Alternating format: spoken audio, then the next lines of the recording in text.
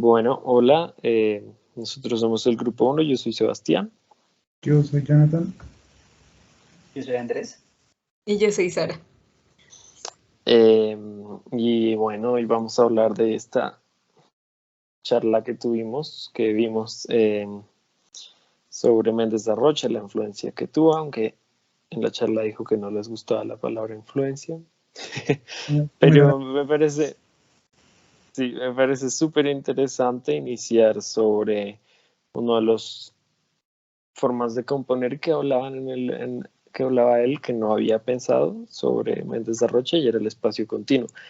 Y claramente la relación que tuvo el haberse ganado el premio Miss Van de Ho con, con esta composición en espacio continuo, de tratar de como lo hacía Miss Van der Rohe, no delimitar los espacios, sino darle ciertas conexiones entre ellos, de que el espacio sea, que no haya corredores, no haya espacios así tan delimitados, sino que todo sea mucho más fluido, y eso me parece muy chévere como lo aplica Méndez de Rocha a esa arquitectura brasilera, y como que hace metástasis, no hace metamorfosis con un poco de arquitectura latinoamericana y contextualizándolo a nosotros.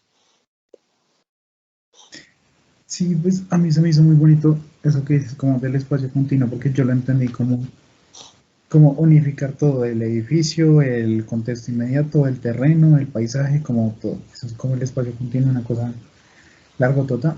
Y que aparte también dice de que para él forma, ¿cómo era? Sí, como forma y estructura se convierten como en un solo elemento.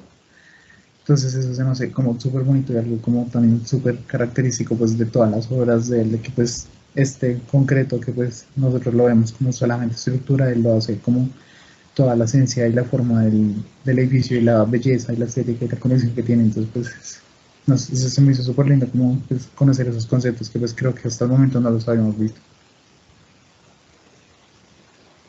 Sí, a mí me parece interesante, por ejemplo, cuando habló de la obra de Le Corbusier en el 36, cómo era esa relación del mismo edificio con la trama urbana, porque pues digamos que ese edificio como tal, como que pretendía generar un nuevo modelo de ciudad, y pues el hecho de unificar como tal esos espacios a través de un nuevo volumen que se iba a introducir pues una trama ya establecida, es una cosa bastante innovadora, y creo que tiene mucho que ver con esto que estamos hablando de esa, como esa transición y esa fluidez entre espacios que pues claramente pues debía ser muy, ¿cómo decirlo?, como muy gradual para no generar como tal límite, sino que fuera mucho más continuo el espacio y se leyera como una sola cosa. Y pues digamos que eso también lo hemos visto mucho en casas como la Butantá, donde el espacio casi que se mezcla lo público con lo privado, no existe como tal ese límite, sino pues, a través de esta subida, pues a través de la escalinata, pero pues digamos que se lee muy bien como esa idea que hay detrás de dejar como esa continuidad entre los espacios. Sí, a mí algo que me llamó mucho la atención como con relación a lo que Andrés decía es respecto a las disposiciones espaciales, que es como otra de las cosas que hablaron al inicio. Entonces a mí me pareció muy interesante que ya pues habiendo visto tantas cosas respecto a él, sabemos que tiene muy en cuenta lo que decía Andrés como el contexto de la ciudad y demás, pero que al mismo tiempo como que, y algo de lo que no había caído en cuenta, pero que hemos visto tanto es como él se entierra muchísimo, o sea, como que tiene muy en cuenta también el contexto del terreno, por ejemplo, también el contexto como de el paisaje urbano en sí, ya en la manera compositiva, y también el tema del vacío, que hablaba como que en Brasil en especial, como que el vacío conecta estos volúmenes desde un proyecto hasta la ciudad misma, que eso también se tiene muy en cuenta. Entonces a mí me pareció muy interesante eso como del proyectar de Méndez. Sí, ahí es súper chévere, súper interesante, en el punto en el que él lo compara por ese manejo de la topografía con Salmona, y dice que aquí tenemos nuestro Salmona, que intenta aprovecharse de la topografía como sus muros naturales, y ese, como buscar las visuales, manejar el espacio de cierta manera. Eso me pareció algo que creo que no habíamos conectado en, con un ejemplo local.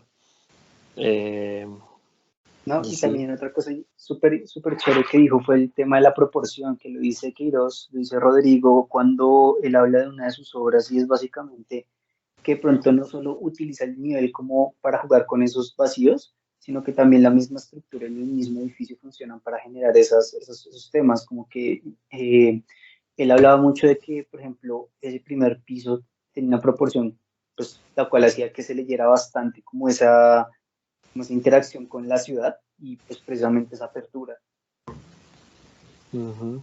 Sí, con eso yo no sé si lo entendí como muy bien, porque él dice que proporción y escala son diferentes cosas, entonces no sé si ellos lo interpretan diferente a nosotros, porque nosotros simplemente dicen como, sí, la escala humana, y a partir de eso sale que la bajita, la monumental, y yo no sé qué, y ellos sí hablan como, no, es la proporción a partir de la persona, entonces eso se me quedó como sonando, y pues como en una grabación ni modo preguntar, no, pero, pero Sí, sí. sí, sí, pues de pronto en el portugués no sé si sea una cuestión de lenguaje o simplemente como de aproximación, pero pues yo creo que es más como de verdad, por ejemplo, cuando él mostraba la fotografía, pues uno veía la escala humana y la estructura volando por allá arriba. Ujú. Creo que era más como más esa, precisamente esa permeabilidad que se le quería dar. Así lo entendí yo. Sí, bueno, muy interesante. Entonces, eso es todo, creo. Gracias. Muchas gracias.